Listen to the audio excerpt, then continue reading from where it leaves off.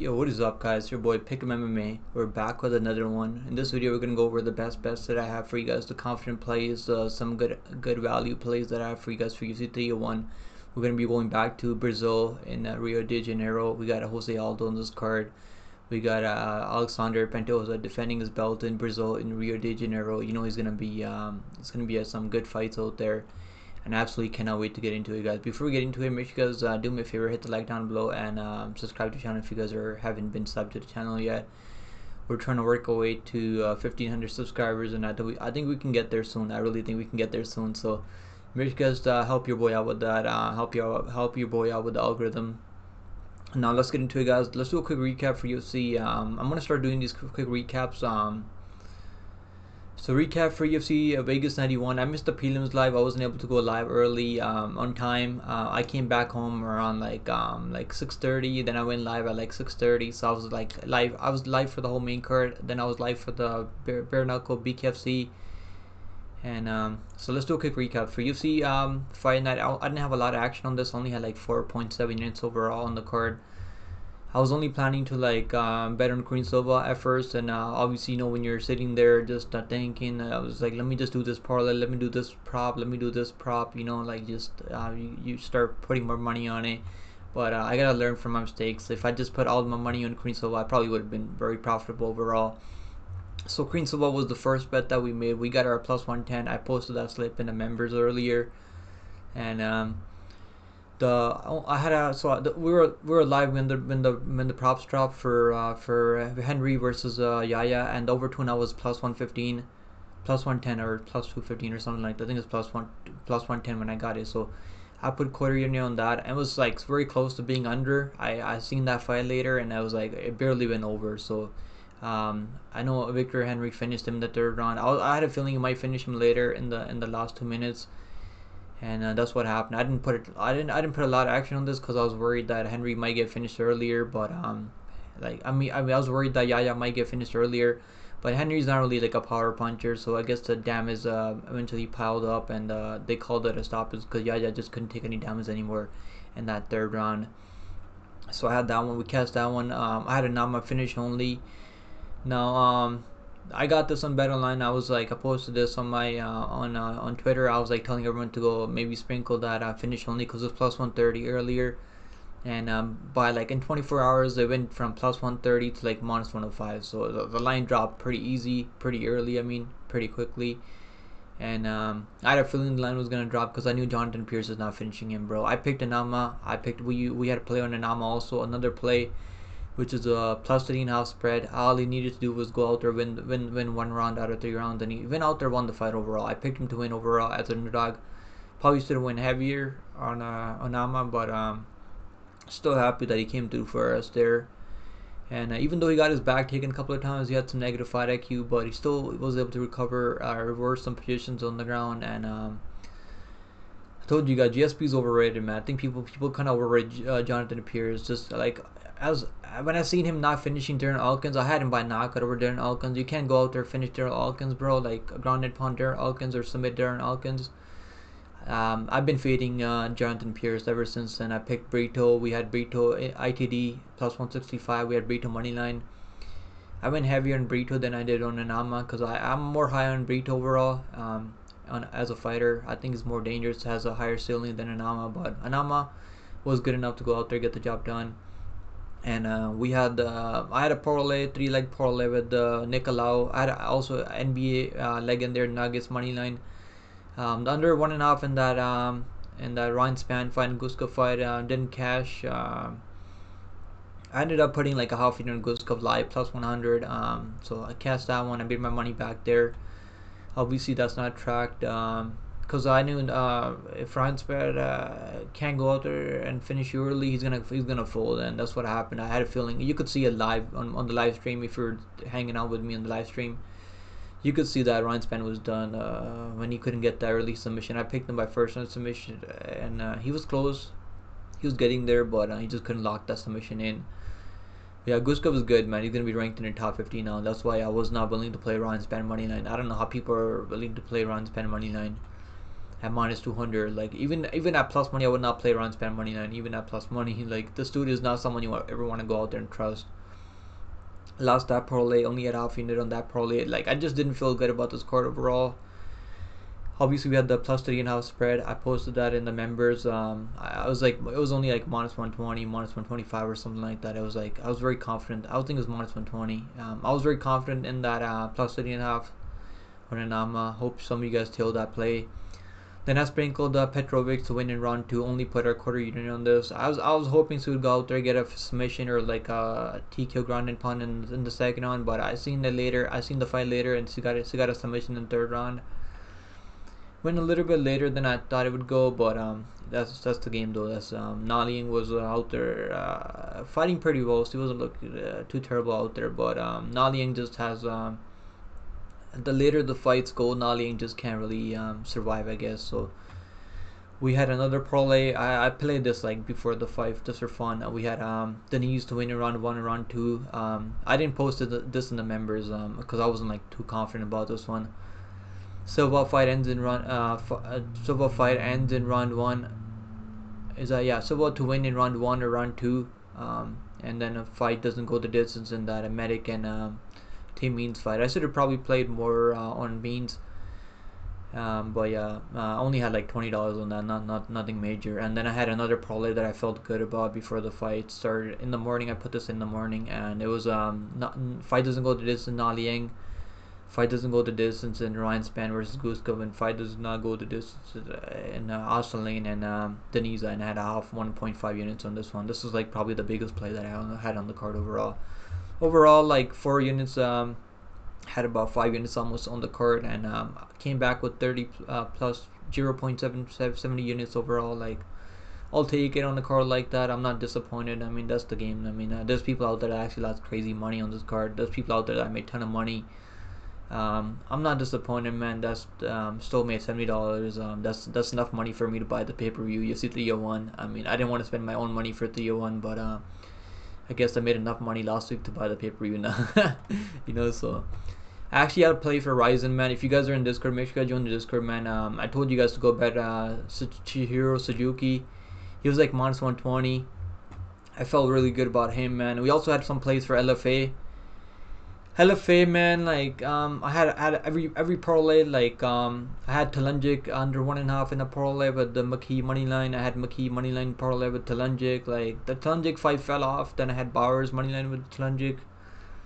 Like I was gonna make at least like 1.5 units on LFA, but because that fight was cancelled, so that's my parlays kind of got ruined there.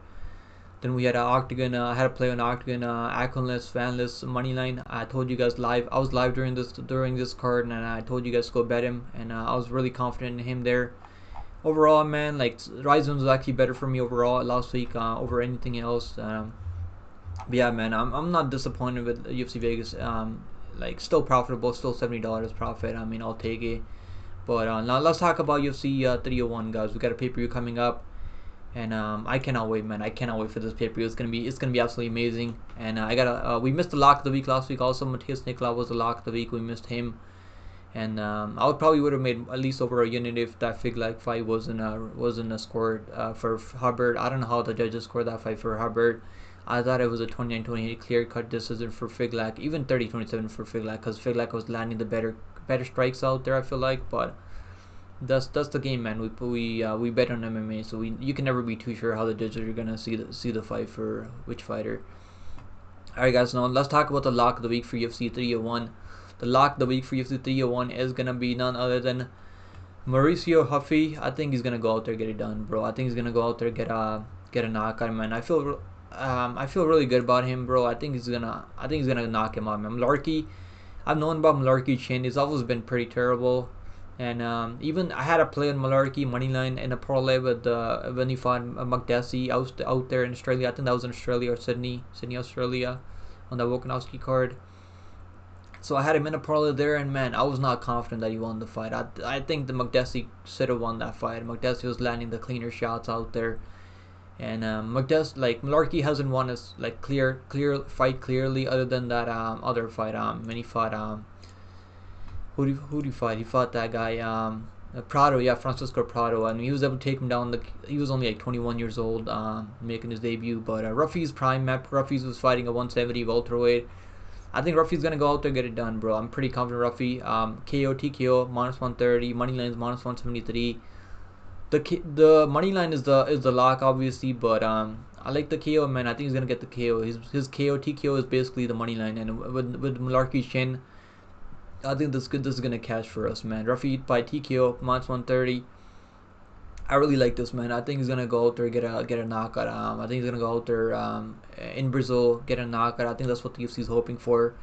And Malarkey's chin is just absolute loss. So I think he's gonna go out there get the knockout. Probably in the first 2 rounds. And I don't think Malarkey is going to be able to get the wrestling going early. Ruffy showed pretty good takedown defense in that against that Russian guy, Magomed Aliyev, and actually had parlayed Magomed Aliyev in that on that dynamite contender. So I was trying to fade Ruffy there, but this dude showed that he's tough. He's not gonna quit out there. He got the 3rd round TKO, ground and pound. I was so pissed off because I had money on that Russian there, but is what it is there. Yeah, man, I was impressed with Ruffy still. He looked really good out there. Man. And even the fight that is only lost was to an undefeated guy that's fighting in PFO right now. He's doing pretty well in PFO right now. And Manuel Souza is a beast, man. Is a Brazilian beast. Is undefeated, and I think that dude's gonna be a problem in PFO. Ruffy's gonna be the lock of the week. So Ruffy by TKO minus 130 is the lock of the week. All right, guys. Now let's move over to the best bets now. Best bets for UFC 301. First best bet is going to be Michel Pereira by round 1, plus 120. Now, I picked Michel Pereira by submission over Mikhail Oleksiejczuk. I should have played that. I was thinking about it. It was plus 650. I should have played that, man. I'm kicking myself in the back for not playing that number there. It was plus 160. Plus 650. Per Michel Pereira by submission over Oleksiejczuk.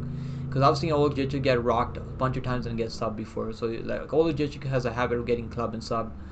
And Michel Pereira went out there and made it look easy, man. And we had Pereira in a parlay with the Gamrod, and that came through for us a plus 102. It was like slight plus money there. But yeah, man, Michel Pereira, I've liked what I've seen from Michel Pereira at 185.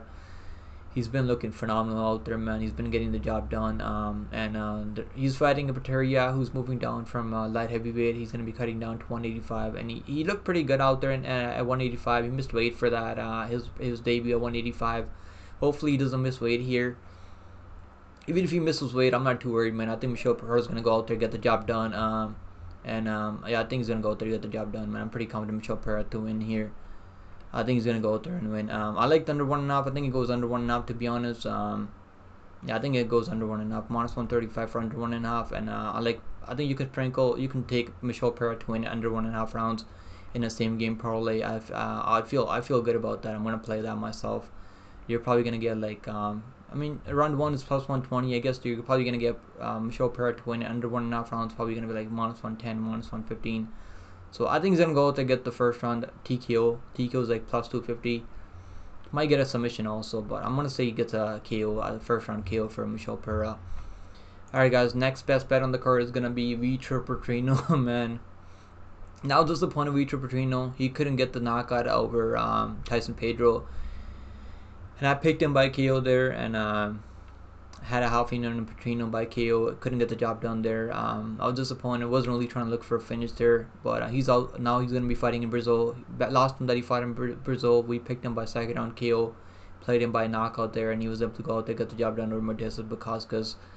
He's gonna be fighting Anthony Smith. Man, Anthony Smith hasn't looked good in a long time. I know people are out there putting money on Anthony Smith over round 3, and he took that fight on like 24 hours notice, like couple days notice, and people are still willing to put their money on Smith. I don't really know why people keep thinking that Smith still got it. I don't think Smith has anything left in tank, man. I don't think he even won the fight over Ryan Spann, to be honest. I think Ryan Spann got robbed there, and Ryan Spann almost finished him in the first round with ground and pound. I mean, I don't know how Smith survived. And Spann has some of the worst fight IQ, and I told you guys not to bet him last time either, and obviously went out there, got knocked out. So that's his only 2 wins in the last, like, how many fights? I don't even know how many fights. He got outworked by Johnny Walker, and couldn't even hurt Johnny Walker. Couldn't even drop Johnny Walker. Johnny Walker has some of the worst chin at light heavyweight.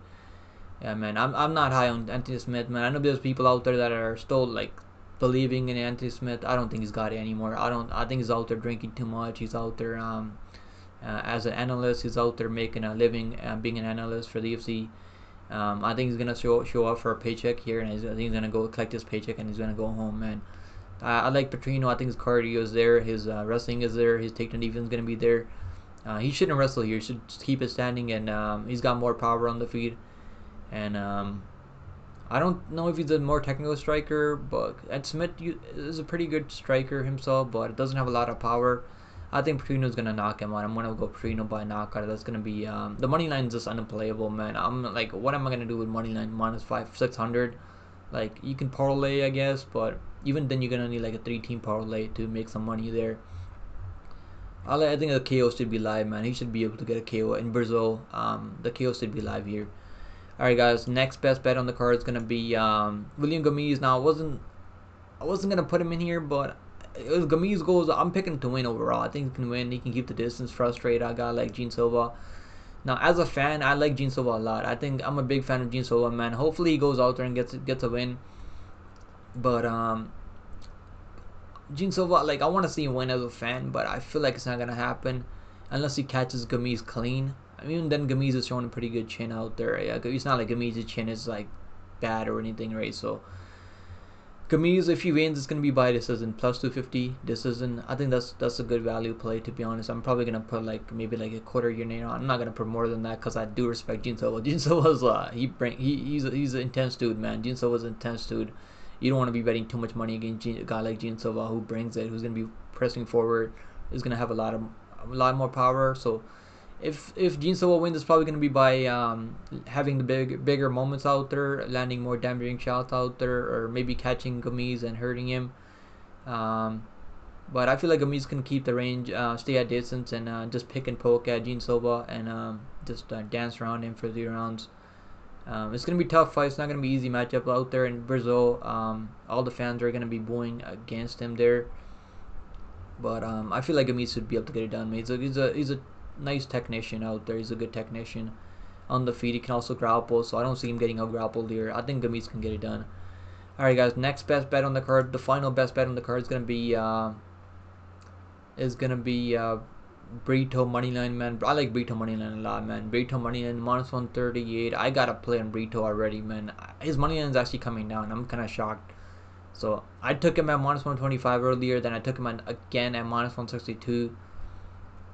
Like I'm good right now. I'm probably not gonna put more money on it, but man, Brito, like, even money for Brito, a guy who's so dangerous.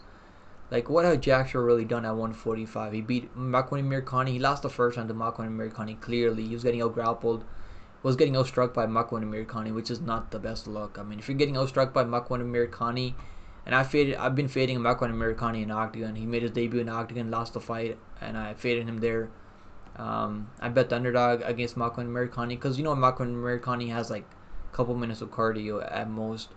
I think Brito would run through Makwan Amirkhani in the first round. I think he would knock him out. Like, he would knock him out cold in the first minute. So I was in Brito as an underdog in that Jonathan Pierce fight. We had him by ITD plus 165 there. We had him by moneyline plus 120 there. He's not the underdog here anymore. He actually opened up at plus 100. I got enough money on Brito, man. I think it's still a good play, man. I'm minus 138 for Brito. Solid play, man. He's dangerous. He can grapple. He can submit people. He can knock people out. He can win by decision also. Like, and I like Brito, man. He's fought the much better competition. He was clearly beating a guy like Diego Lopez. I mean, if you're like surviving against Diego Lopez jiu-jitsu and you're surviving on the feet against Diego Lopez, he's got crazy power. And Diego Lopez was our lock of the week at UFC 300. So Diego Lopez, we know how good Diego Lopez is, man. Like, what would Diego Lopez do to Jack Shore? Like, just tell me that. I know there's people out there picking Jack Shore. I get he's 16-1 or whatever. Like, the record looks good on paper. But who has he really been beating? He hasn't really been beating. Like, I know he's been beating some good guys in Cage Warriors, but come on, like, let's be honest. Brito's gonna run through him. I think Brito runs through him, man. Alright, guys, let's talk about the long shot prop now. The long shot prop is gonna be Diana Barboza submission. Kirchkita, whatever her name is, Kirchkita. We haven't really seen her grappling tested, so we really don't know what her grappling is gonna look like out there. And Barboza, I mean, she's got good jiu-jitsu. I know she lost a couple of fights to. She lost a fight to a girl that's fighting in PFL now, Gina Bishop. Yeah, she fought Gina Bishop. She also fought Joshua Nunes, and Joshua Nunes like was getting taken on by Barboza, and Barboza was easily out grappling her.